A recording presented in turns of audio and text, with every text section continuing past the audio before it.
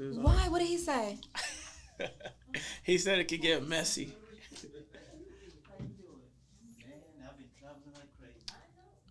He said it can get a little messy. Yeah, he said it could get messy. Why would he tell you something like that? I don't know. So your manager, he's a fan of the show, so he probably was like, he had to warn me. He probably didn't care. He saw that email. He was like, do it. We could have had anybody just jump out crazy. But no, it's not going to be messy. I promise you. It's going to be real nice. But if you want to cry, let me know. I'll get a Kleenex. No, I'm crying. Okay. Ain't nothing that bad. Really? Okay, well.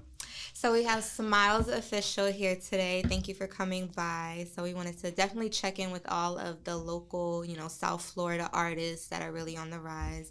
And so a couple minutes ago, you were kind of breaking down Southern Florida. So where are you originally in Miami? I'm from Color Ridge. So that's like down south. So like basically I was explaining to you, it's like start on exit 1 is Florida City. Anything after that's the Keys. Ain't nothing after that.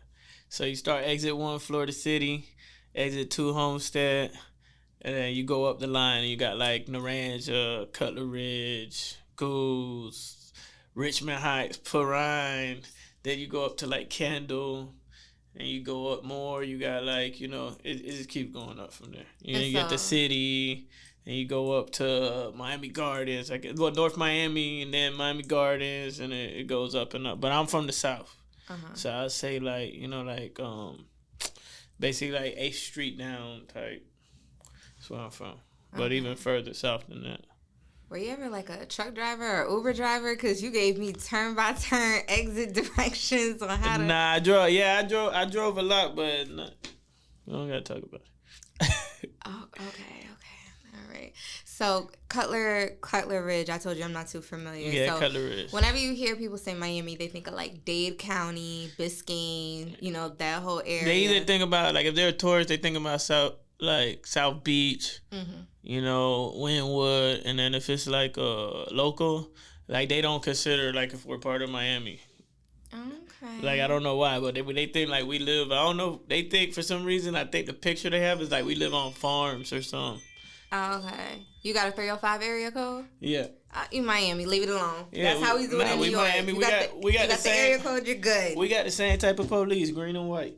Okay. And so, what type of area is like Cutler Ridge for people who don't know? Cutler Ridge is mixed. I mean, like I think a lot of neighborhoods are like that. Like everybody like to say, "Oh, my neighborhood's bad," or "Oh, this neighborhood's good." But I feel like you could cross like like going from east to west or going this side or that side. Like any neighborhood got the good and the bad.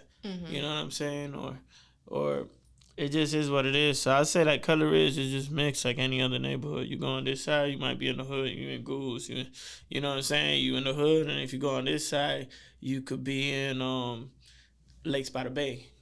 With the big houses. But it's just depend on what side of the street you cross. And so, how was that for you growing up, like in school and things like that? Cutler Ridge definitely raised me. I had an older brother, so really got most of my influence from him, his friends, rolling. Back then things was different. You used to knock on somebody's door and get all the kids in the neighborhood to play football or manhunt, or we used to play every sport as the seasons went around. Like we were outdoor kids, walk to the mall, walk to Cutler Ridge Mall. You know what I'm saying? Get on our bikes, do stuff like that. So like. I don't know. We had a wild upbringing. It was, I don't want to get in detail about everything, but it was like, we was outside kids. We was always outside. You was always outside? Before outside was outside, we was outside.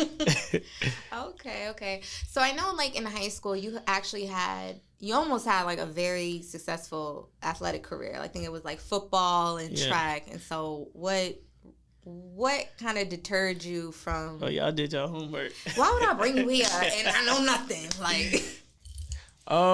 What deterred me? I got in some legal trouble. Like one of them stories. It happens a lot. I came home for a summer after my freshman year in college, and I got locked up. So. For what? We're entering the messy. Allegedly. It was supposed to be a conspiracy to burglary. Oh, conspiracy. You was on your Cali, so you was knocking doors down. It was conspiracy. He said, "No, don't make a charge come back." I didn't do anything. It's allegedly.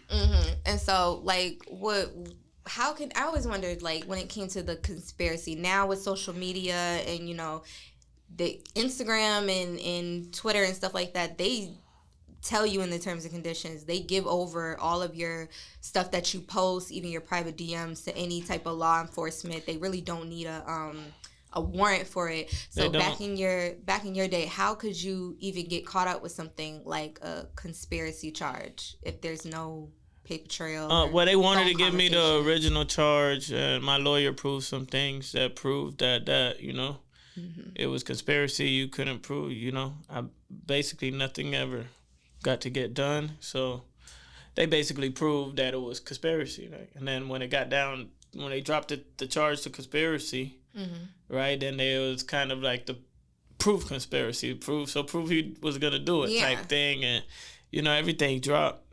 Me and my boys got off and we were chilling. Oh, so it wasn't just you. It was the whole... You know how it is. You come back from college, you get back with the gang, shit, just... And was it like a friend or like somebody you wasn't cool with that was basically trying to say? It was my people, man. We're some wild kids. It is what it is. Okay. We used to get in trouble. And so, how did that affect your, football and track? I never played football again. I got back on track with school for a little bit.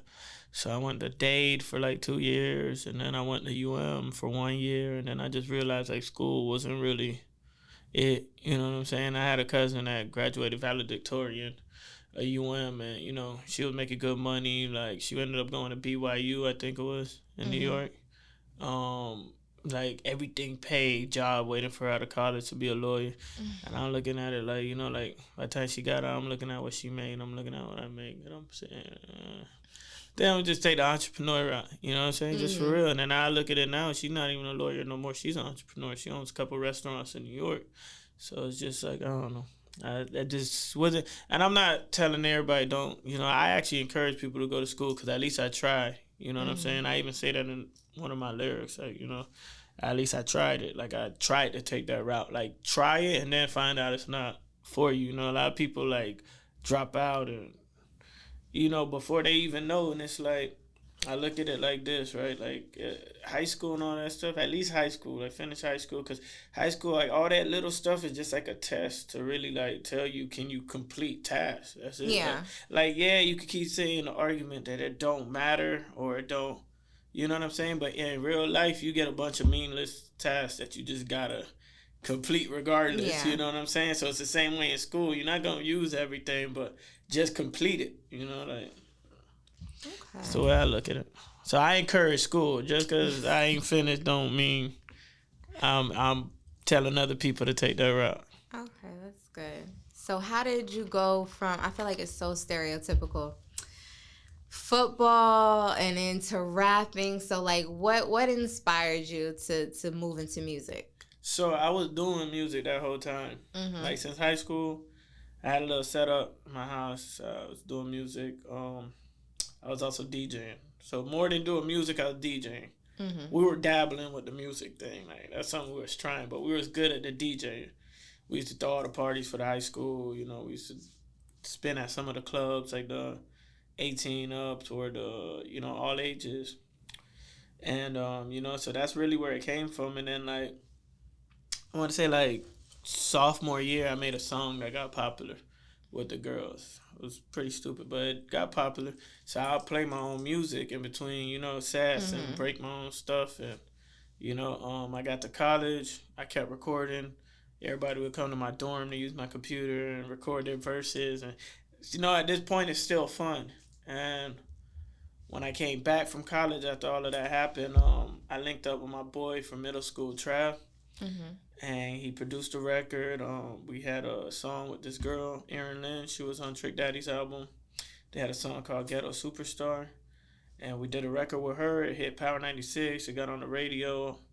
Back then, I wasn't as knowledgeable of the business as I am now. I would have I would have took advantage of the moment. We just kind of celebrated our shit on the radio. shit lit. Hey, man, I throw a party. Like, you know, we didn't really attack it like, yo, let's go get some money. You know what I'm saying? Yeah. Like, it's the time. Like, we lit right now. We were just like, oh, shit, we lit right now. Hey, turn up. Okay. It makes sense. You know, you don't know how well something's going to take off until you just having fun with it. My boys, it's funny because it really happened the way we said it was going to happen. Because we used to have a saying. We used to say, if I don't make it playing ball, I'm going to make it rapping. If I don't make it rapping, I'm going to make it trapping.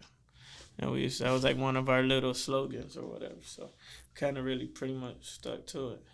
So how did you even get the name Smiles? Like, Smiles is like such a not trapping ass name. Like, how did you get to that? One of my best friends at high school named me Smiles because the nigga be like, you know, I'd be in the middle of football practice, coach yelling at me and I'm still smiling and he like, yo, wipe that stupid smile off your face. You know what I'm saying? Like, I just used to be, I guess, a happy kid, like unbothered. I guess you could say, like, nothing really bothered me. Made the best out of anything. I'm still kind of like that, but, you know, life get real. I don't smile as much, I don't think. But why not? I don't know. Life get real. You grow up, you know, things.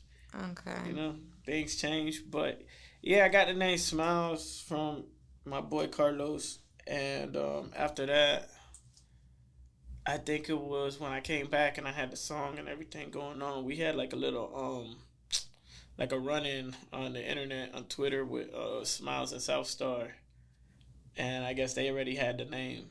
I know there's like a Spanish. Is he Spanish or white? I think he's like I don't want to say Chinese. What, Asian? I think he's Asian. Oh, okay. I saw that. His name. They had a group. They had a song called "Tell Me." Back in the day, Smiles and South Star. We ain't want no problems with them. And at the time, my Twitter was Smiles Official. Mm-hmm. And like T-Pain and everybody I was around at the time, they used to call me Smiles Official. They said, Smiles Official. Like, because they used to call me my Twitter name.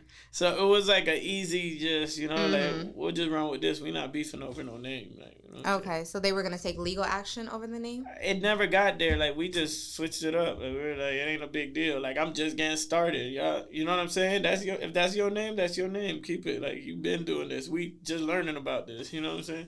So we didn't beef over it. It was like a quick, all right, change the name. It's already taken. Okay, that's good. And then Smiles Official was fresh. Nobody had it. So in the music industry, who either growing up or even now, do you feel like you're like influenced by, or you know, you kind of like take kind of notice to their particular style of music? My favorite artist was T.I. growing up. So 24s.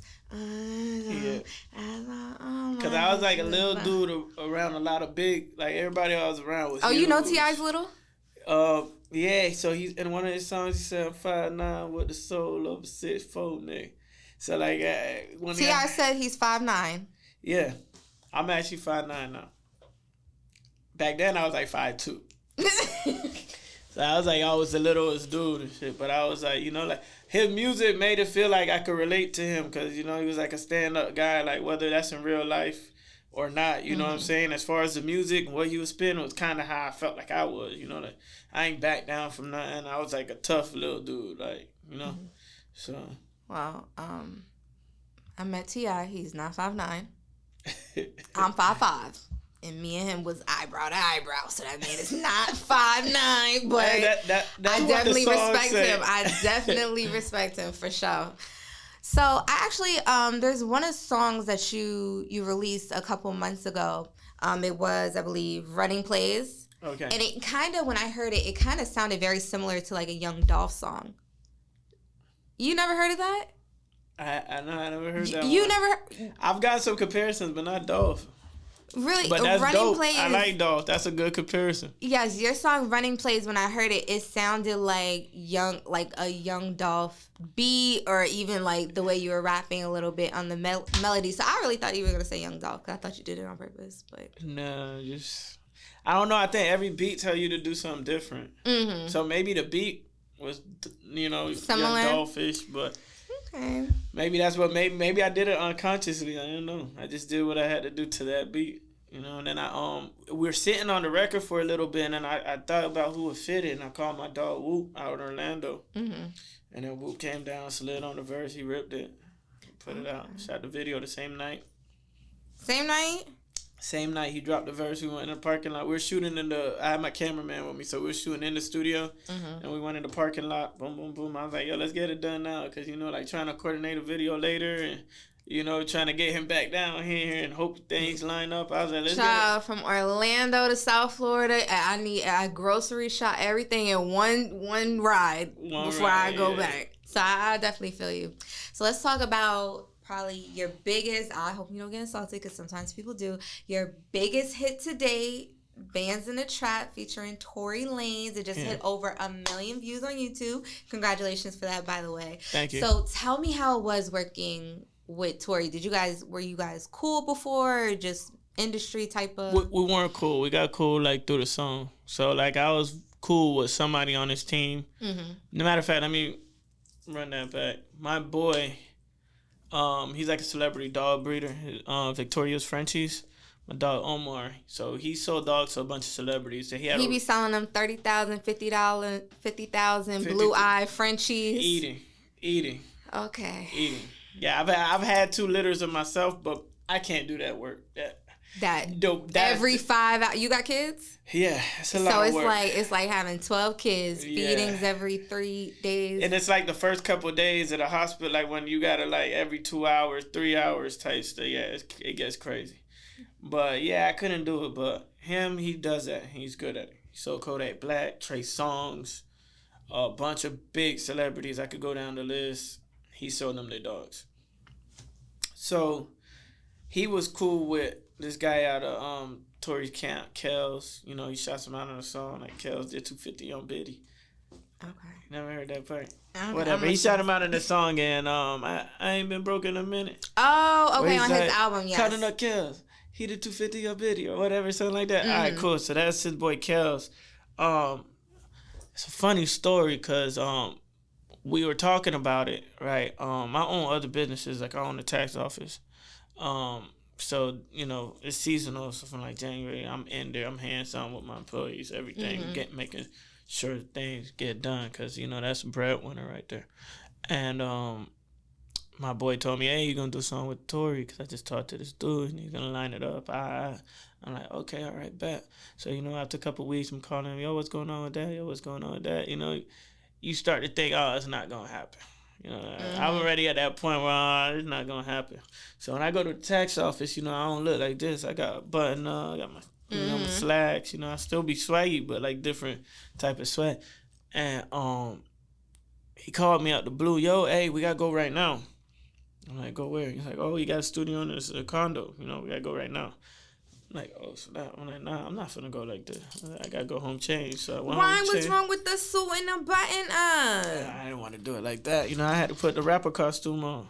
Okay, as long as you know it's a costume, go ahead. I had to put the rapper costume. That was funny because that's what I call a lot of rappers. I say you put a costume on. But so I went home. I got right. We went over there. They were like on time restriction. I think they had to fly somewhere. So he laid down the hook. I dropped like the first couple bars to the first verse, and we took it with us. It was just like an MP3. The engineer said he was going to send it to us. He sent it to us. I finished it at home, just working on it. I got a studio in my crib, so I finished it at home. Then we took it out to, I called BB. We took it out to Circle House, finished it up, had like 2-3 engineers. My engineer mixed by Trip. Fatal came in. Fatal does like all the City Girls stuff. He did like that Corvette song. He's done a lot of stuff. He's big in the city. And they both worked on it for hours. Then they were like, all right, we're going to send it out to this dude for mastering. I was like, whoever y'all think is the best, let's do it. Boom. And, the song took me forward. Charted top 50 on urban radio, media base, everything is, biggest, you're right, biggest song in my career. And the video came out nice. Usually when you get an artist like that and, it's hooked up just off of love, you usually can't get them back for a video. Yeah, well, that's another story, but that's another story. I can't get into that, but yeah. Why? Because it was an ongoing battle for the video. That's why, like, with Whoop or anybody else I did a record with, and let's shoot something right now in case I can't get you back. You know what I'm saying? Because that was like an ongoing battle to get that video done and to line up timing. And you know what I'm saying? And you can't even be mad because when somebody's at that status, like, they don't got time to You know what I'm saying? It's so much more important stuff that they got to do than come shoot you a little bit, you know, like. Yeah, true. You know, he was in and out of court. He's doing other projects especially that he's the thing working is on. like, and I'm always honest with myself. The thing was like, he ain't know me like that. Mm-hmm. Like, this is like his boy. Like, it's like, you know what I'm saying? It's like his boy asking him, hey, go do this for Smiles. And then like through like me coming around them a lot and everywhere Kels told me to go, I was going. I'm popping out with them and stuff. You know, then we became tight. You know what I'm saying? Okay. So then I started dabbing them up. We taking pictures in the club. I'm in every club they're going. He's hearing the song getting played. He see I got respect in the streets, respect from the DJs, respect from the people. You know, now he looking at it. All right, maybe Buddy's cool, and went from there. Okay, so are you guys working on any like future projects together, or? I mean, for now, I think that's it. You know, like unless like something just happens, you know, I think I keep moving and doing stuff with, you know, other people and trying to branch out, network, different artists. I definitely want to do some other big features. It's just, I think with features, it's just something natural got to come or make sense for like, you know, like the artists you work with. Mm-hmm. Just can't be forced. It can't just be something that you paid for and put together. Like, because people could tell, like the consumer could tell whether the artist really, you know what I'm saying, mess with you or not. So, out of like a big featured artist, who would you be interested in working with? Like right now or like all time? They're different? Okay, fine. Like, right now it's like right now and then all time. So right now I would say like ESTG. I do like him. Like that. That's like who I've been listening to a lot right now. Mm-hmm. Like ESTG. I've been listening to Boston Richie a lot. Okay.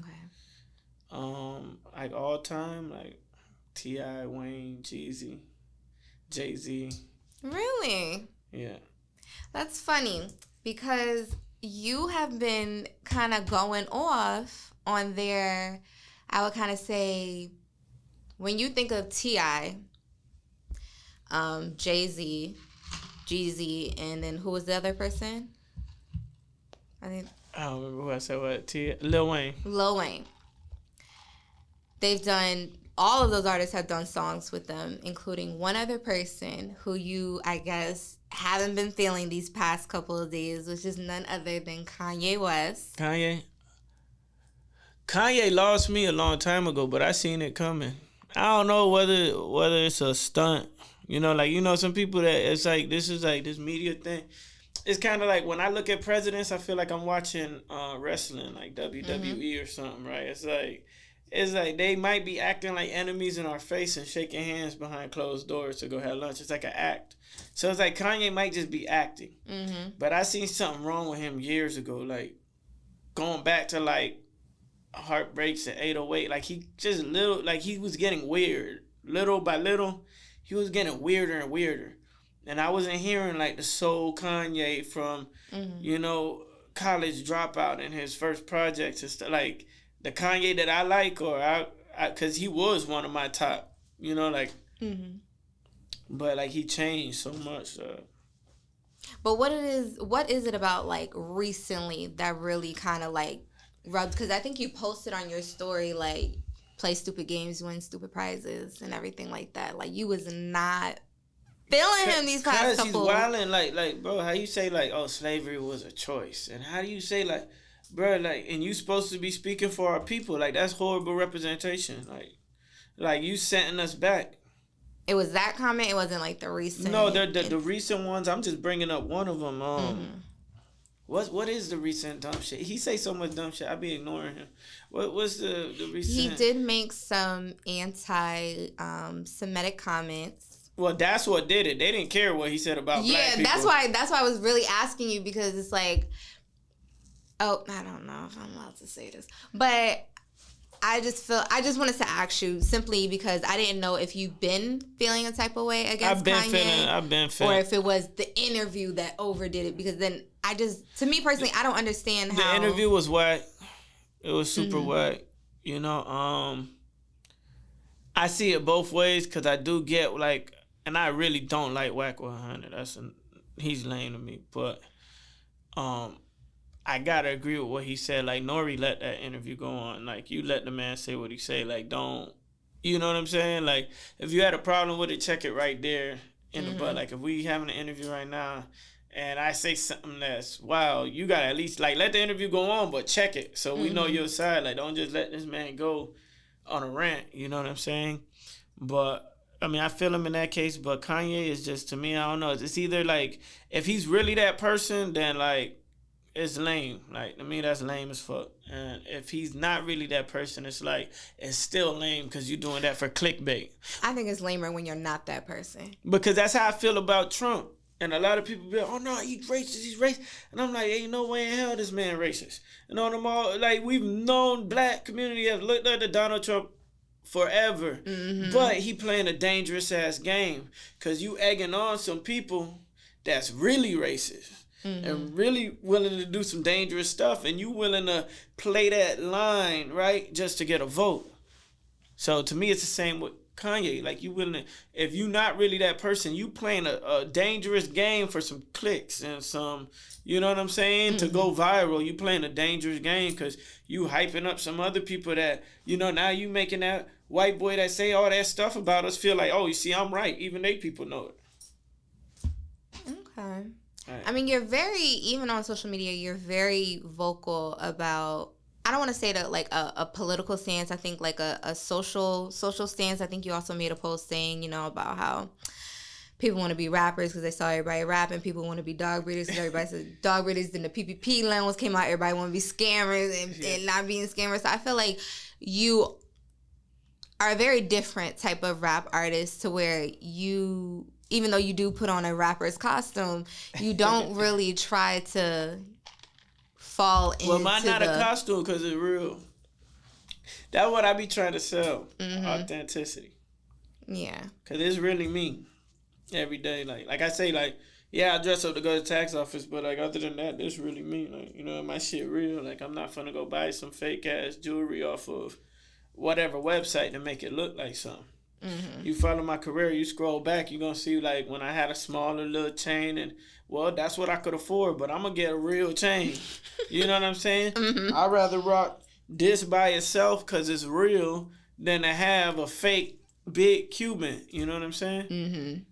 I'm going to go get a Movado if I can't afford the Rollie. Like, that's what I was rocking back then. You go look at the picture. I still got a Movado. Now, hold on. I still got a Movado. But I'm just saying, you know, I'm not going to go get a fake Rollie. I didn't go get a Rollie till I was ready to go get a Rollie. I didn't go get diamonds until I made sure I could go get real diamonds. I'm not going to go get some fake bling. You know what I'm saying? Like, back then it might have been a white gold Franco with, you know, a little whatever, but that's what it was. But it was real. Nobody was going to G-check my shit. Especially these new, we just moved our studio from Atlanta, and these new age kids, I made sure you couldn't even wear costume jewelry around them. Because at any given time, they'll diamond check you. You got to be ready. Because once they put you on the internet, it's over for you. These kids don't care, man. I see it all the time. It's ridiculous.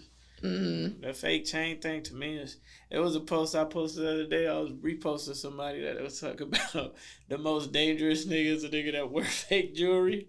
Oh man, I gotta show it to you. But yeah, he was talking about that's the most dangerous nigga. When he broke it down, it made so much sense. He like, the nigga that wear fake jewelry is more dangerous because that means you willing to die over nothing. Because if somebody finna come take your shit, right, and they come take your shit, say they don't kill you, right? Say they gun butt you, you gonna go kill them because they took your shit, and the shit fake, so you really willing to die over nothing, like. Yeah, it's crazy out here. But let me see what else. Everybody trying to keep up an image. A fake image. I really want to ask you about this tax thing because you didn't finish school, but you own like a tax business. So like, where did the taxes thing come in between the football, track, music, all this other stuff? So I had a big single in 2016. It was called "I Got a Bag." You know, we made some good money, but I had an investor in between, and you know, like after we paid him back whatever was left over, I just didn't want to be another broke rapper. Like, oh, he was a one-hit wonder, never bounced back. So I spent like 2 years, I want to say, saying, you know, like, let me figure out this money thing, like something that's really going to last forever. Like, what do people need forever? What they gonna need every year? Like, what's not gonna go out of business? Then I also had to think to myself, like, what's something that's gonna, you know what I'm saying, allow me to be a rapper? So, you know, like, it takes all my time, you know, like January through April, I'm locked in. But then I got the rest of the year to take that money and blow up anything, you know what I'm saying, that I need to do with music. I could go back full time on music for the rest of the year. So it was like, it was a lot of things made me go that way. Okay. But really it was the influence. Like, there was a couple people telling me, invest here, do this, do that. But I'm glad, you know, like one of my boys, I ended up franchising with his brother's company first to start. And then when I realized, you know, like, you know, so we still cool to today, but, you know, you realize, like, you're not really in a fair deal. You know, I part of ways. He put you in a 360 deal over a tax business? Not 360 deal. I just wasn't in a fair deal. It wasn't fair. The numbers weren't fair. So it was 345? It was 50-50, but, you know, to be 50-50, you got to be doing 50-50 work. It's just, okay. You know what I'm saying? You're not going to take 50 and you ain't never walked in. And you ain't. Mm-hmm. I won't say he never walked in. He was there. He just wasn't bringing in 50% worth revenue. Not even close to it. So. Okay, so January through April, you helping people file the PPP loans in the grant. I didn't do too much of the PPP loans. Really? I was wondering. That's my legitimate business that I'm finna leave for my kids and stuff like that. I didn't want to get involved in that because half the mess of people. I did PPPs for people that really needed it. It had businesses. Yeah, like the rest not of car washes with over 500 employees. The rest of these people just wanted you to put anything on that paper. And the thing is, I run a real business, so they come knocking on my door for that, and I got all these fake files. Like, I'm finna get buried. You know what I'm saying? I couldn't do that. Like, I couldn't. You know, Pepito on the corner, he could do that because, you know, he ain't got nothing, or he not losing nothing. But me, I got too much to lose. I make good money with a legitimate business. I'm not finna blow it for a couple extra racks. You know what I'm saying? It's just not worth it. Okay, well, I was gonna say that next round I'll hit you up, but I was scared to do it the first time. Second time, might see my name on the list. I don't know. I'm just playing other things. I did it. I have a couple. Besides this, I got a couple other businesses. So I did them, but I did them the right way. You know. It is what it is. It's some free money. It was free money. It sure was. I told Tasha that. She was like, we can't. I said, bitch, you file something. File something. It was free money. And they really forgave all of it. Forgave all of it. See, now that SBA, people going to get a rude awakening. You got to pay that back. The SBA, you got to pay back. With SBA, PPP. you got to pay back. Okay. But that PPP was free. They gave it to you. You ain't got to pay it back. They forgave it. It's just like one of those things, like when Bitcoin first came out, or when AMC, if you was too late on it, you was just, it was never happening again. Luckily, like, well, not Bitcoin, but Ethereum, I caught it like a good. I never got on Bitcoin because I missed it. It was too late for me. I caught Ethereum at a good point. And crazy thing is, I had a buddy, like, I think, was it high school or after high school? I had a buddy that was telling me get Bitcoin when it was like $150. Man, I had my homegirl when Bitcoin was 13 cents. She said buy it, and so I was trying to set it all up. I'm like, bitch, I'm not paying $30 for no fit. Oh my god! Looking at that. Back then, like a half ounce of loud costed like $150. So I'm like, shit. I'm looking at this nigga like, that nigga want me to buy Bitcoin. I'm finna buy some loud, nigga. I need to smoke. I know, and so now every time something comes up, I be so like. I'll throw a few dollars at anything. I'll try it because you like never know what's going to hit. NFT came out, everybody swore NFT was going to take it to the roof. But who says it's not? I mean, people who have bought stuff for $100,000 is worth $10 now. Because the crypto's down right now. But that's like the whole market's down. Everything is messed up right now. So that's not to say that same thing you thought was so down right now don't boom. Like say you make the NFT now. Right? While everything, this is the time to make an NFT and sell. While everything is down, make it now and sell it. Because the market is terrible. And then when you get a bull rush and it go back up, you're already making money. Okay. Like, think about it. Everything crashed, right? I made a lot of money off of Carnival Cruising, the airlines. I had bought all these stocks because when the pandemic hit, everything crashed. Buy it low. And as things started to open back up and it boom, boom, boom. Everything went back almost normal. Not back to normal because we still haven't completely reached the normal, you know. Mm-hmm. But it damn near got close to normal, and then I sold. Why don't you ever give like financial classes or teachings or things like that? I don't got time. People be asking me for my sports book picks because I be winning a lot of bets. I be betting on sports. You be doing that FanDuel? I be doing it on Bovada. Oh, you gonna put me in a group chat? Yeah, I'm putting you in the Dade County Degenerates. Okay. I don't care. They be putting me in the group chat. I be putting $1 on everything. Fucking $5 on everything. I be telling people, hey, look, you gotta, They be telling me, go big or go home. I'm like, shit, I can't name not one sports player. I don't know who's. See, some people go to the casino and stuff. I can't do that. But sports, I watch sports all day, every day. When I get home from turn on a basketball game, watch all the basketball games.